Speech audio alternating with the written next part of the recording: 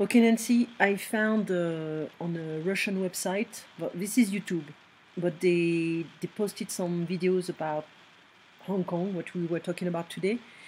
And the title is The Black Hands Behind Hong Kong's Turmoil, like the chaos, okay? CIA involvement in protest. So it's 8 minutes. I'll send you the link. We're gonna just watch a few minutes. There you go. The protests in Hong Kong have been going on for over 2 months amid increasing violence. How did we get here? What triggered them? And why are they turning chaotic?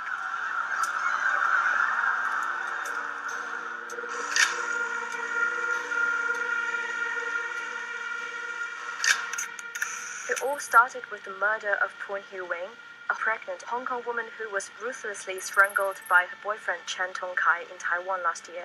The suspect fled back to Hong Kong after the murder. Chen was sentenced to jail for 29 months after being charged with money laundering. His killing went unpunished because Hong Kong and the island have no extradition agreement. The case showed that Hong Kong had a legal loophole that needed to be fixed. The Hong Kong SAR government submitted a Fugitive Offenders and Mutual Legal Assistance in Criminal Matters Legislation Amendment Bill 2019 to the Legislative Council for approval in April this year. The bill aimed to establish a mechanism for transfers of fugitives to the Chinese mainland, Macau and Taiwan, which are not covered in Hong Kong's existing laws. The proposed amendment was designed to be only applicable to 37 categories of extraditable crimes, including murder, kidnapping, and rape. It was a common revision of existing laws, so why was then Hong Kong plagued by, sometimes violent, protests? On June 19, Chinese Foreign Minister Wang Yi said that some Western forces are using this issue. What are those Western forces, and who wants to stop these amendments? Hong Kong is home to thousands of intelligence officers, earning the nickname the Asian Division of CIA.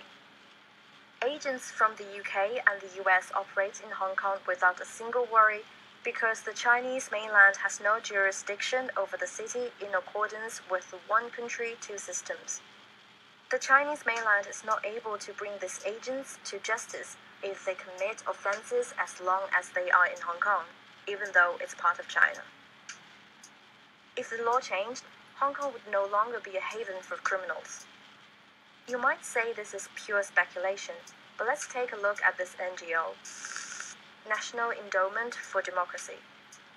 The NED is a self-proclaimed organization for supporting freedom around the world, but the truth couldn't be further from that. In fact, it's a second CIA, according to one of its founders, Alan Weinstein. A lot of what we do today was done covertly 25 years ago by the CIA. The biggest difference is that when such activities are done overtly, the flap potential is close to zero. But what's the connection between the NED and Hong Kong protests?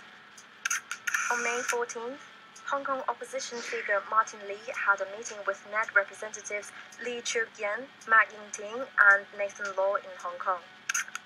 2 days later, Lee met US Secretary of State Michael Pompeo in Washington, who expressed his concern about the Hong Kong government's proposed fugitive bill. The fugitive bill caused concern amounts in Hong Kong residents. Despite authorities' assurances, they still worried that Hong Kong is losing its autonomy to Beijing. Opposition factions took advantage of this worry to instigate instability.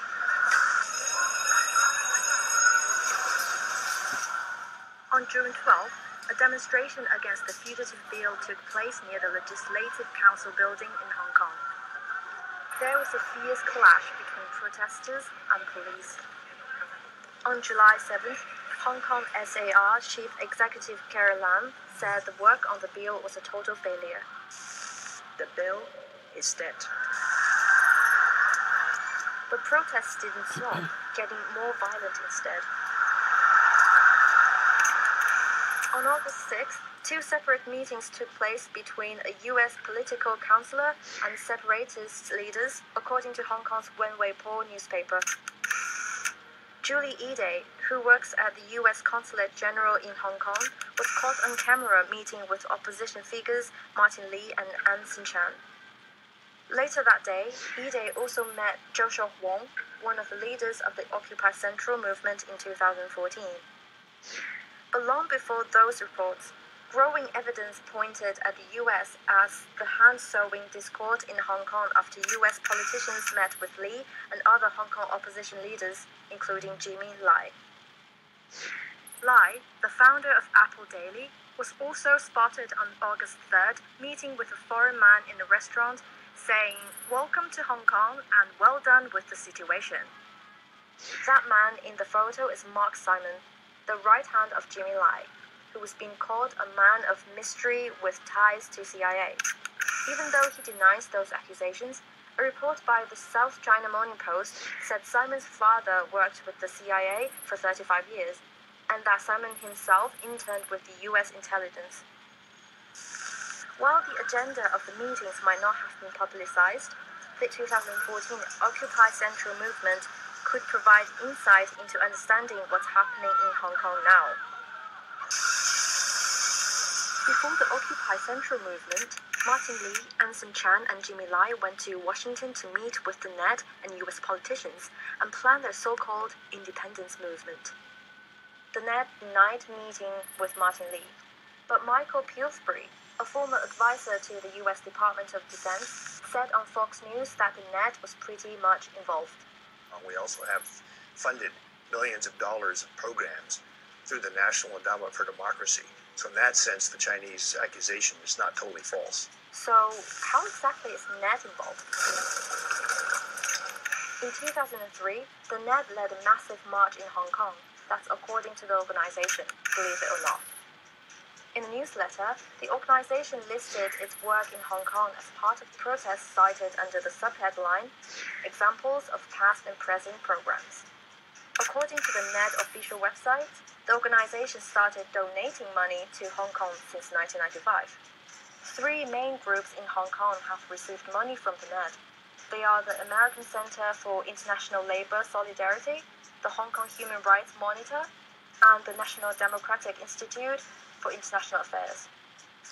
A paper of congressional hearings on the oversight of the NED held in 1986 shows that the NED was established to distribute US government funds. It claims that the NED doesn't meddle in the internal politics of other countries, but instead assists democratic people abroad. The NED's investments in Hong Kong reached a new high in 2014. According to Oriental Daily, opposition figure Lee Cheung-yan, as an agent of Jimmy Lai, asked the NDI for 1.3 million Hong Kong dollars to promote the Occupy Central movement. And Lai has given 9 opposition groups and 14 separatists over 40 million Hong Kong dollars in the past 3 years. Before setting its sights on China, the NED destroyed the stability of other countries. Stephen Kinzer, a senior fellow in international and public affairs at Brown University, wrote in the Boston Globe that the NED has sought to influence elections in many countries, including Mongolia. It also has built anti-Russia movements in nearby countries. He noted that the group should more properly be called the National Okay, so apparently there are like different parts, but you can check the black hands behind Hong Kong's turmoil, CIA involvement in protest. Okay, and apparently there was another video. This one, it's a bit long. I think it's on YouTube. I'm not quite sure. Maybe it's a movie. Let me see.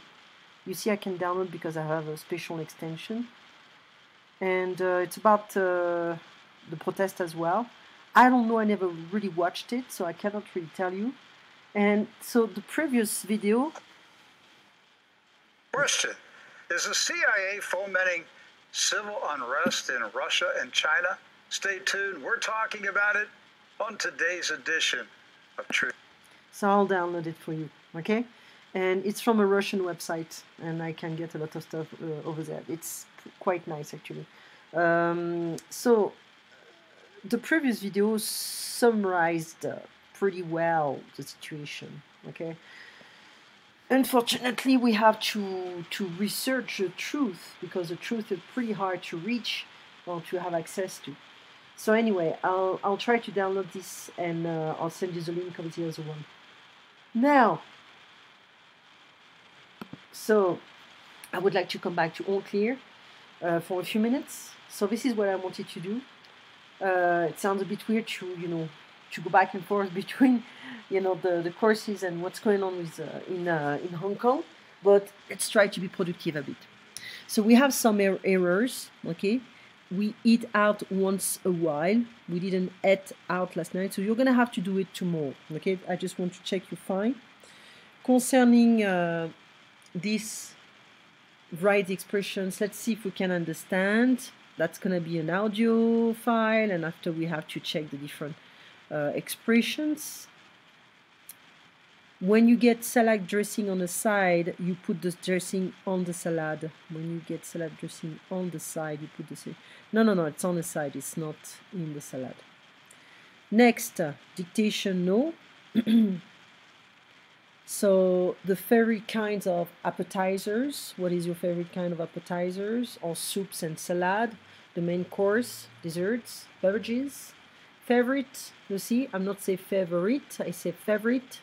Beverage, okay. And we can also make up a story about a random restaurant, make 3 appetizers, 3 kinds of soups, etc., But still a bit easier here. So how are you today? Here are the menus. I'll be back in a few minutes.